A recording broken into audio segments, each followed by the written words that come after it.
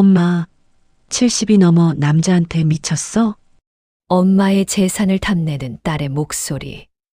고생만 하다 새 인생을 찾은 여자의 이야기입니다. 비가 조용히 내리던 늦가을 오후였습니다. 70이 된 윤정자 씨는 혼자 창가에 앉아 있었습니다. 아파트 창문에는 빗물이 길게 흘러내리고 있었고, 방 안에는 오래된 전기장판 타는 냄새가 희미하게 맴돌고 있었습니다. 정자 씨는 말없이 식은 보리차를 한 모금 마셨습니다. 그 순간 휴대폰이 울렸습니다. 딸에게서 온 문자였습니다. 엄마 이번 주는 못 가. 애 학원 때문에 바빠. 짧은 문자였습니다. 정자 씨는 한참 동안 그 문자만 바라봤습니다. 이미 익숙한 말이었지만 이상하게 그날은 유난히 가슴이 허전했습니다. 창밖 빗소리가 더 크게 들렸습니다. 사실 정자 씨는 원래 이런 사람이 아니었습니다. 젊은 시절에 윤정자는 동네에서 유명한 미인이었습니다. 긴 생머리에 눈웃음이 예쁜 여자였고 성격도 싹싹해서 주변에 사람이 많았습니다. 23세 남편을 만나 결혼했고 딸 하나를 낳았습니다. 하지만 행복은 오래 가지 않았습니다. 남편은 사업 욕심이 큰 사람이었습니다. 처음엔 작은 철물점을 하다가 돈 좀 만지기 시작하더니 점점 이상한 사람들과 어울리기 시작했습니다. 늦은 밤 술 냄새를 풍기며 들어오는 날이 많아졌고 카드 빚과 사채가 눈덩이처럼 불어났습니다. 정자 씨는 식당일, 청소일, 시장 좌판까지 닥치는 대로 일했습니다. 딸만큼은 지키고 싶었으니까요. 그러던 어느 겨울 새벽이었습니다. 남편이 집을 나간 뒤 돌아오지 않았습니다. 며칠 뒤 경찰에게 연락이 왔습니다. 남편은 지방 모텔에서 숨진 채 발견됐습니다. 사인은 심장마비였습니다.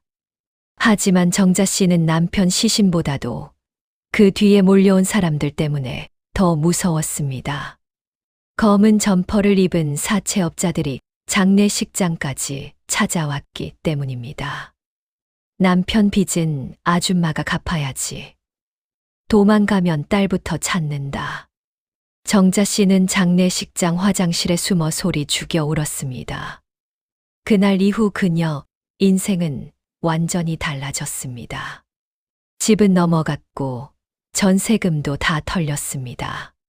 정자 씨는 어린 딸 손을 붙잡고 반지하 월세방으로 들어갔습니다. 천장에서 물이 떨어지는 방이었습니다. 비 오는 날이면 곰팡이 냄새가 심했고 겨울엔 입김이 보일 만큼 추웠습니다. 그래도 정자 씨는 버텼습니다. 새벽엔 김밥집에서 일하고 낮에는 식당 설거지를 하고 밤에는 마트 폐점 청소를 했습니다. 손목에는 늘 파스 냄새가 났고 무릎은 40대부터 망가지기 시작했습니다. 그런데도 딸 앞에서는 웃었습니다. 엄마 하나도 안 힘들어. 우리 딸만 잘 되면 됐어. 그 말로 버텼습니다. 세월은 그렇게 흘렀습니다. 딸은 대학을 나와 결혼했고 손주도 생겼습니다. 정자 씨는 그제야 조금 숨 돌릴 수 있을 줄 알았습니다. 하지만 이상하게도 나이가 들수록 더 외로워졌습니다. 명절에도 딸은 바빴고 손주들은 할머니보다 휴대폰을 더 좋아했습니다. 어느 날은 딸 집에서 밥을 먹다가 이런 말까지 들었습니다. 엄마, 이제 혼자 있는 게 더 편하지 않아? 그 말을 듣는 순간 정자 씨는 웃으며 고개를 끄덕였지만 집으로 돌아오는 버스 안에서 몰래 눈물을 훔쳤습니다. 70이 되던 해였습니다. 동사무소 문화센터에서 노래, 교실이 열린다는 전단지를 보게 된 건 처음엔 갈 생각이 없었습니다. 늙은 사람들이 모여 춤추고 노래하는 게 괜히 처량하게 느껴졌기 때문입니다.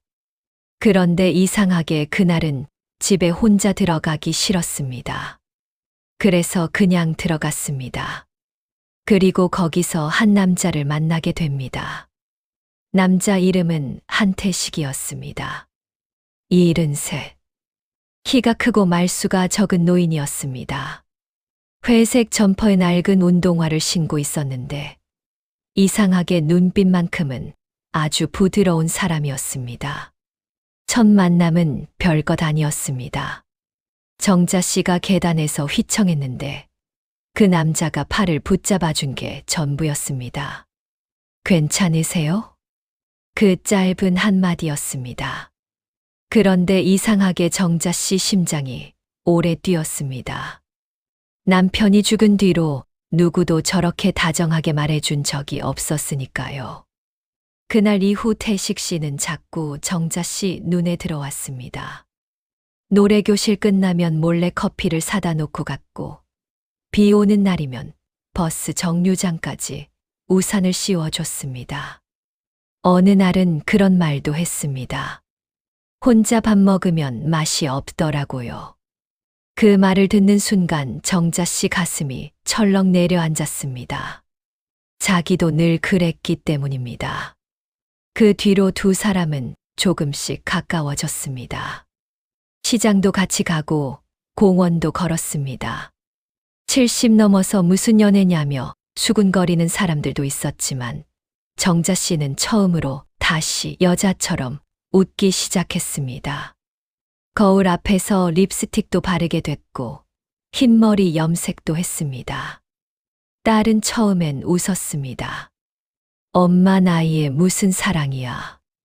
하지만 점점 표정이 굳어가기 시작했습니다.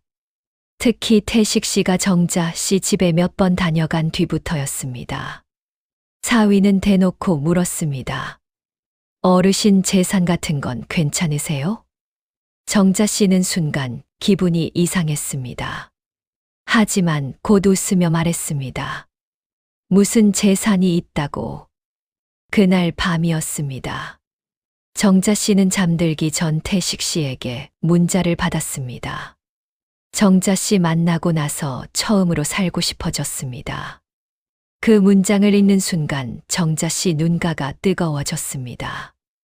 그런데 바로 그날 새벽, 누군가 현관문을 거칠게 두드리기 시작했습니다.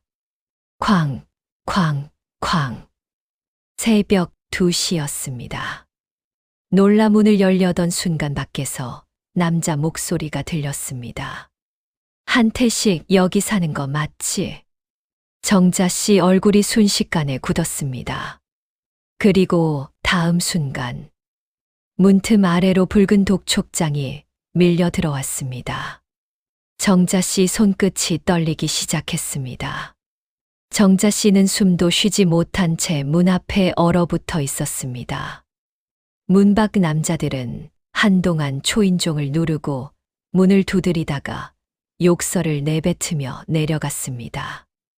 복도 끝 계단을 쿵쿵 내려가는 발소리가 사라진 뒤에도 정자 씨는 한참 동안 문고리를 붙잡고 움직이지 못했습니다. 심장이 미친 듯 뛰었습니다. 남편이 죽고 사채업자들이 들이닥쳤던 그날 밤이 떠올랐기 때문입니다. 정자 씨는 떨리는 손으로 바닥에 떨어진 붉은 종이를 집어들었습니다. 채무 변제 독촉자. 그 아래에는 한태식 이름이 적혀 있었습니다. 정자 씨 얼굴이 하얗게 질렸습니다. 다음 날 아침까지 한숨도 자지 못했습니다. 혹시 무슨 오해가 아닐까? 혹시 태식 씨가 속은 건 아닐까? 온갖 생각이 머릿속을 뒤엉켰습니다. 하지만 한편으로는 무서웠습니다. 70평생 겨우 마음 열었는데 또 잘못된 사람을 만난 건 아닐까 싶었습니다. 며칠 뒤 태식 씨가 아무 일 없었다는 듯 노래교실에 나왔습니다. 여전히 부드럽게 웃고 있었지만 어딘가 수척해 보였습니다. 정자 씨는 결국 참지 못하고 물었습니다. 태식 씨 무슨 일 있어요? 순간 태식 씨 얼굴이 굳었습니다. 한참 동안 말이 없던 그는 결국 낮게 한숨을 내쉬었습니다. 정자 씨, 그 목소리가 이상하게 떨리고 있었습니다. 근처 공원 벤치에 앉은 뒤에야 태식 씨는 어렵게 입을 열었습니다. 사실 아들 사업 보증을 섰습니다. 정자 씨는 가만히 듣고 있었습니다. 태식 씨는 먼 곳만 바라본 채 말을 이었습니다. 몇 년 전 외아들이 요양 사업을 한다며 돈을 빌려달라고 했답니다. 태식 씨는 평생 택시 운전하며 모은 돈에 집까지 담보로 잡혀 아들을 도왔습니다. 아버지만 믿어요. 아들이 울면서 손을 잡았답니다. 태식 씨는 그 말을 외면할 수 없었습니다. 하지만 결과는 참혹했습니다. 아들은 사업 실패 후 연락을 끊었고 며느리는 이혼 후 손주까지 데리고 떠나버렸습니다. 빚은 고스란히 태식 씨 몫이 됐습니다. 집도 넘어갔고 지금은 작은 고시원에서 살고 있다고 했습니다. 정자 씨는 말없이 태식 씨 손등을 바라봤습니다. 손등엔 오래된 굳은 살이 박혀 있었습니다. 그 손이 이상하게 낯설지 않았습니다. 자식 때문에 망가진 부모 손이라는 게 세상 어디나 비슷해 보였기 때문입니다. 그날 이후 정자 씨 마음은 더 복잡해졌습니다. 딸은 태식 씨 이야기를 듣자마자 펄쩍 뛰었습니다. 엄마 제정신이야? 빚 있는 남자를 왜 만나? 사위는 더 노골적이었습니다. 딱 봐도 접근한 거잖아요. 노인들 재산 노리는 사람 얼마나 많은데. 정자 씨는 처음엔 화를 냈습니다. 태식 씨 그런 사람 아니야. 하지만 밤이 되면 혼자 불안해졌습니다. 혹시 정말 딸 말이 맞는 건 아닐까? 혹시 또 속는 건 아닐까? 그런데 이상한 건 태식 씨는 단 한 번도 돈 이야기를 한 적이 없었습니다. 오히려 늘 이런 말만 했습니다. 정자 씨 무릎 아프니까 천천히 걸어요. 찬 거 드시지 말고 따뜻한 거 드세요. 그 다정한 말들이 자꾸 마음을 흔들었습니다. 그러던 어느 날이었습니다. 정자 씨가 시장에서 장을 보고 나오는데 갑자기 허리가 찌릿하며 다리에 힘이 풀렸습니다. 순간 몸이 휘청하며 그대로 도로 쪽으로 넘어졌습니다. 바로 그때였습니다. 태식 씨가 달려와 정자 씨를 끌어안았습니다. 끼익. 차가 바로 앞에서 급하게 멈춰 섰습니다. 정자 씨는 겁에 질려 숨도 못 쉬고 있었습니다. 태식 씨는 떨리는 목소리로 말했습니다. 다치셨으면 어떡해요? 그 순간 정자 씨는 봤습니다. 태식 씨 눈에 눈물이 맺혀 있는 걸. 그 눈빛이 너무 진심 같아서 오히려 더 무서웠습니다. 평생 누군가에게 저런 걱정을 받아본 적이 별로 없었으니까요. 근처 공원 의자에 앉아 이야기하던 중 정자 씨는 우연히 태식 씨 가방 안에서 많은 양의 수면제를 발견합니다. 태식 씨, 이게 뭐여요? 태식 씨는 화들짝 놀라며 가방을 여몄습니다. 솔직히 죽으려고 했습니다. 마지막으로 친구가 권하는 노래교실이란 곳을 가보았죠. 내가 젊었을 때 가수가 꿈이었거든요. 근데 거기서 정자 씨 만나고 하루만 더 살아보고 싶어졌어요. 그날 저녁, 딸이 집으로 찾아왔습니다. 표정은 잔뜩 굳어 있었습니다. 엄마, 그 남자 계속 만날 거야? 정자 씨도 지지 않고 말했습니다. 내 인생이야. 순간 딸 표정이 확 변했습니다.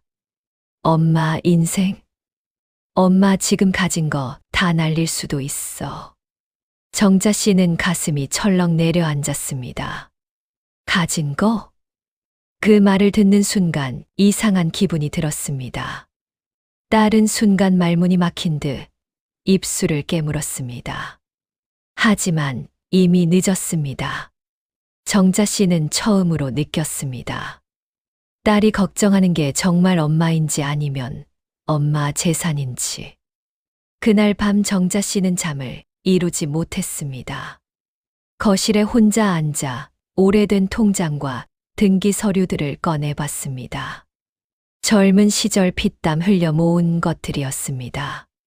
손목 나가고 허리 망가지며 만든 인생이었습니다. 그런데 어느 순간부터 딸은 정자 씨보다 그 서류들에 더 민감하게 반응하고 있었습니다. 며칠 뒤였습니다. 태식 씨가 갑자기 연락이 안 되기 시작했습니다. 전화도 꺼져 있었고 노래교실에도 나오지 않았습니다. 정자 씨는 이상하게 불안했습니다. 그리고 사흘째 되던 날 밤, 낯선 번호로 전화가 걸려왔습니다. 혹시 윤정자 보호자분 되세요? 정자 씨 가슴이 철렁 내려앉았습니다. 태식 씨가 길거리에서 쓰러져 병원으로 실려갔다는 연락이었습니다. 정자 씨는 정신없이 병원으로 달려갔습니다. 응급실 앞에서 만난 태식 씨 모습은 충격적이었습니다. 얼굴은 피투성이었고 입술은 터져 있었습니다. 알고 보니 빚독촉하던 사람들이 태식 씨를 붙잡아 폭행한 것이었습니다. 정자 씨는 다리가 풀려 의자에 주저앉았습니다. 그때 태식 씨가 힘겹게 눈을 떴습니다. 그리고 정자 씨를 보자마자 가장 먼저 한 말은 이것이었습니다. 정자 씨 다친 데 없어요? 그 말을 듣는 순간 정자 씨 눈물이 터졌습니다. 자기 몸도 못 가누는 사람이 마지막까지 걱정한 게 자기라는 사실이 너무 가슴 아팠습니다. 그런데 바로 그 순간 병원 복도 끝에서 누군가 달려오는 소리가 들렸습니다. 딸이었습니다. 그런데 딸 얼굴은 놀람보다 분노로 가득 차 있었습니다. 다른 사람들 시선도 신경 쓰지 않고 소리쳤습니다. 엄마 지금 정신 나갔어. 70 넘어서 남자한테 미쳤냐고. 응급실 복도가 순식간에 조용해졌습니다. 간호사들까지 움직임을 멈췄습니다. 정자 씨 얼굴이 새하얗게 질렸습니다. 하지만 더 잔인한 말은 바로 다음이었습니다. 엄마, 그 인간 빚이 얼마인지 알아? 그 인간 잘못 엮이면 엄마 집까지 다 날아간다고. 그 집 내 거나 마찬가지인데 왜 엄마 마음대로 해? 그 순간 정자 씨 눈빛이 천천히 흔들렸습니다. 아, 결국 그거였구나. 엄마보다 집이 먼저였구나. 정자 씨 입술이 떨렸습니다. 너거 내가 허리 부러져 가며 번 돈인데 그걸 언제부터 내 거라고 생각했니? 지혜는 순간 말문이 막혔습니다. 하지만 이미 늦었습니다. 수십 년 참아왔던 서러움이 정자 씨 가슴에서 무너져 내리기 시작했습니다. 병원 복도는 숨이 막힐 만큼 차가웠습니다. 딸은 계속 말을 쏟아냈습니다. 엄마, 정신 좀 차려요. 그 남자 때문에 엄마 인생 다 망가지면 어떡해. 정자 씨는 아무 말도 하지 않았습니다. 그저 멍하니 딸 얼굴만 바라봤습니다. 어릴 적 열이 펄펄 끓던 딸을 업고 새벽 응급실을 뛰어다니던 기억이 떠올랐습니다. 김밥 먹고 싶다고 울던 어린 얼굴. 운동회 날 엄마 안 왔다고 삐쳐있던 얼굴. 그 작은 아이가 언제 이렇게 멀어진 걸까 싶었습니다. 정자 씨는 천천히 고개를 돌려 응급실 안을 바라봤습니다. 태식 씨는 산소호흡기를 낀 채 누워 있었습니다. 머리에는 붕대가 감겨 있었고 손등에는 피멍이 가득했습니다. 그런데도 의식을 찾자 가장 먼저 찾은 사람이 자기였습니다. 정자 씨 가슴 한쪽이 무너져 내렸습니다. 평생 자식만 바라보고 살았는데 정작 늙고 나서 처음 자신을 사람처럼 대해준 건 남이었다는 사실이 너무 서글펐습니다. 그날 이후 정자 씨는 며칠 동안 병원을 오갔습니다. 딸은 연락을 끊다시피 했습니다. 사위는 노골적으로 말했습니다. 장모님 지금이라도 정리하세요. 괜히 이상한 일 만들지 마시고. 하지만 이상하게도 정자 씨 마음은 점점 차분해졌습니다. 오히려 처음으로 자기 인생을 돌아보게 됐습니다. 70평생. 누군가의 엄마로 살았고, 누군가의 아내로 살았고, 누군가를 위해 돈 벌고 희생하며 살았습니다. 그런데 정작 자기 자신으로 살아본 적은 거의 없었습니다. 태식 씨가 퇴원하던 날이었습니다. 병원 창밖으로 봄비가 조용히 내리고 있었습니다. 태식 씨는 아직 몸도 제대로 가누지 못했지만 정자 씨를 보자 미안한 얼굴부터 지었습니다. 정자 씨한테 피해만 주네요. 그 말을 듣는 순간 정자 씨 눈시울이 뜨거워졌습니다. 피해. 그 단어가 이상하게 아팠습니다. 평생 가족에게 짐 될까봐, 폐 될까봐 숨죽이며 살아왔는데 이 사람은 끝까지 자기를 먼저 걱정하고 있었습니다. 정자 씨는 떨리는 손으로 태식 씨 손등을 덮었습니다. 그리고 아주 천천히 말했습니다. 태식 씨. 네. 나도 이제 행복해지고 싶어요. 순간 태식 씨 눈가가 붉어졌습니다. 70이 넘어서 처음 듣는 고백 같은 말이었습니다. 두 사람은 그날 한참 동안 아무 말 없이 창밖만 바라봤습니다. 빗물이 유리창을 타고 천천히 흘러내리고 있었습니다. 며칠 뒤, 정자 씨는 딸을 집으로 불렀습니다. 딸은 굳은 얼굴로 들어왔습니다. 혹시 재산 이야기라도 나올까 불안한 눈치였습니다. 정자 씨는 조용히 따뜻한 보리차를 내왔습니다. 그리고 한참 뒤 아주 담담하게 입을 열었습니다. 지은아. 응. 엄마 평생 너 위해 살았어. 딸 눈동자가 흔들렸습니다. 정자 씨는 떨리는 손으로 오래된 통장을 쓰다듬으며 말을 이었습니다. 내 대학 보내려고 새벽마다 일했고, 허리 망가져도 참고 살았고, 배 안 고프다고 거짓말하면서 너 먹였어. 딸 입술이 떨리기 시작했습니다. 정자 씨는 끝내 눈물을 참으며 말했습니다. 그런데 엄마가 늙으니까. 너 눈에는 엄마보다 집이 먼저더라. 그 순간 딸 얼굴이 무너졌습니다. 딸은 결국 참지 못하고 울음을 터뜨렸습니다. 엄마 아니야. 나 무서웠어. 엄마가 또 잘못될까봐. 엄마 가진 거 다 뺏길까봐. 딸은 어린애처럼 울었습니다. 정자 씨는 그런 딸을 오래 바라봤습니다. 그리고 그제야 깨달았습니다. 딸도 자기처럼 불안한 사람이었다는 걸. 가난이 얼마나 무서운지 보고 자란 아이였다는 걸. 정자 씨는 천천히 딸 손을 잡았습니다. 엄마, 이제 안 무서워. 그러니까 너도 그만 무서워해. 그 말을 듣는 순간 딸은 무릎 꿇고 오열했습니다. 그날 이후 모든 게 갑자기 좋아진 건 아니었습니다. 태식 씨 빚 문제가 여전히 남아 있었고 딸과의 상처도 하루아침에 사라지진 않았습니다. 하지만 조금씩 변하기 시작했습니다.